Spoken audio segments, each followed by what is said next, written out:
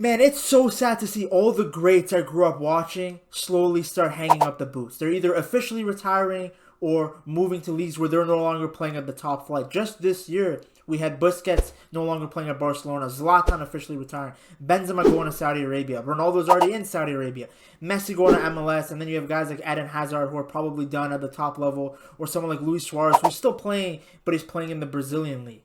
It does feel like we witnessed a golden generation of footballers, and slowly that generation is coming to an end. It also doesn't help that I'm not super impressed by the younger generation of players. Could it be age? Potentially. As you grow older, it does become difficult and harder to form those sort of emotional connection with players. Because look at the amount of young kids that probably idolize Haaland. But for me, as incredible as Haaland is at scoring goals, he doesn't move me the way other players did when I was younger. Guys like Zlatan, Neymar, Messi, Ronaldo, they created moments of magic on the ball. They inspired me to love football. They did stuff on the pitch that made me want to recreate it in my backyard or in my own games. But someone like Haaland, he doesn't necessarily make me want to do that. Despite him scoring acrobatic goals from time to time, it just doesn't hit the same. Now, there are a group of players that are upcoming that do fit that traditional mold. Guys like Musiala, Pedri, Foden, Leao, Vinny.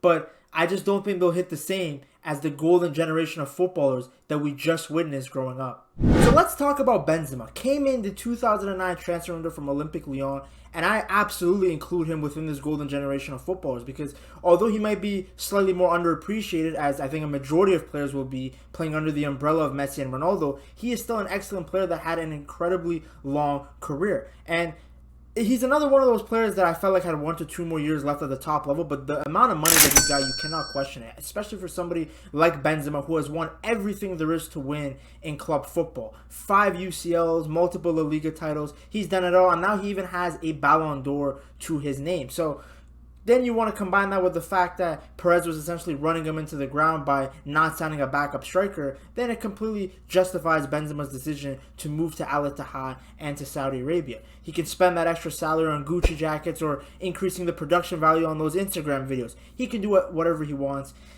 because he's had an incredibly long and successful career.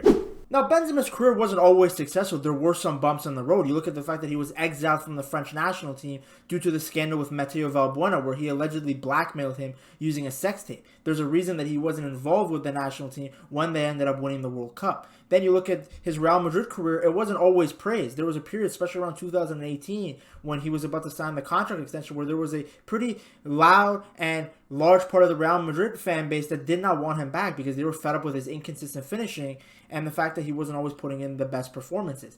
Obviously, now it's a different story. He's ended his Madrid career on an incredibly high note. That run he had in the 2021-2022 season is one of the best individual seasons I've ever seen. You want to look at a guy showing up in the big games.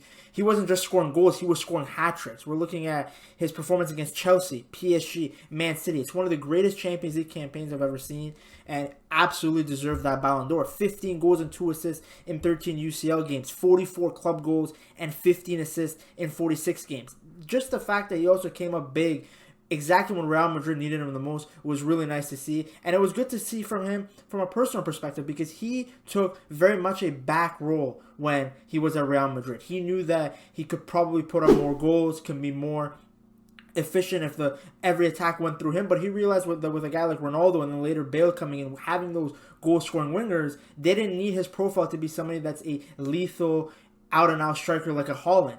It was more important to have somebody like Benzema who can score, but is also responsible for creating to help guys like Ronaldo and Bale continue putting up the numbers they did because they knew that eventually it would lead to winning trophies. Zlatan retiring hit me different because very similar to Busquets, I believe Zlatan Ibrahimovic is a one-of-a-kind, truly generational player. Because we've seen players that are big, physical strikers that can bully defenders. We've seen technically gifted players.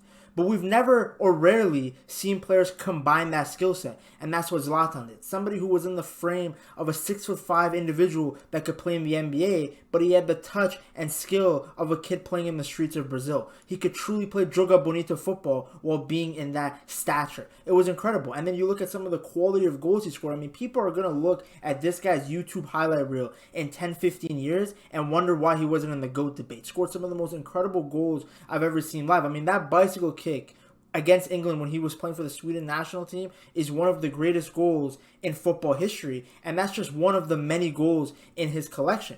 And then you want to sprinkle in the fact that he had one of the most electrifying personalities in the world of football. I mean, this is a guy that said he didn't get anything for his wife on her birthday because she already has Zlatan. And then you add in the fact that he was an incredibly good leader. And to me, you get somebody that's irreplaceable. You might find players in the future that have some combination of his skill sets, but they won't have the whole package.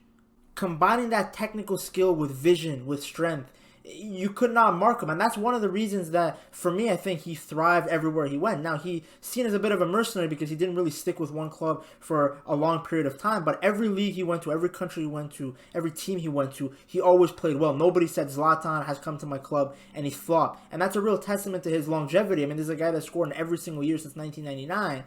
And also just his competitive nature to still want to compete even at the age of 40. I mean, he could have gone anywhere in the world and won an easy title. But no, he comes back to a broken Milan team and helps lead a bunch of young, unproven players to their first Scudetto since the last time that he won it with Milan, which was in 2011. So he's an incredible player and an even bigger personality, and yet another member of the golden generation of football that is sadly hanging up the boots.